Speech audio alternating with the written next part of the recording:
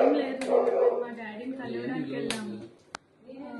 ఆయన డోర్స్ అవన్నీ లాక్ చేసుకొని లోపల ఉన్నారు. ఆ లేడీ కూడా అక్కడే ఉంది.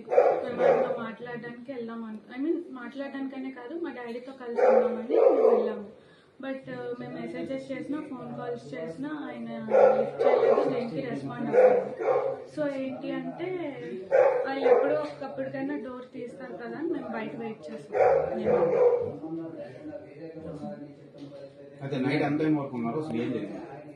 నైట్ యాక్చువల్లీ నేను ఆఫ్టర్నూన్ 3 నుంచి నైట్ 1:30, 2 వరకు ఉన్నాను. బట్ వాళ్ళు ఎవరు రెస్పాండ్ అవుతారేమో అని మేము వెయిట్ చేసాం. అట్లీస్ట్ మా డాడీ అయినా నా పిల్లలు బయట ఉన్నారు కదా, లోపల పిలుస్తారనేమో అయినా వెయిట్ చేసాం. బట్ ఏం రెస్పాన్స్ ప్రధాన కారణం ఏంటి మీ ఫాదర్ రెస్పాండ్ అవ్వకపోవడం? ఆ లేడీ ఆమెతో ఉండడమే రెస్పాండ్ అవుతుంది.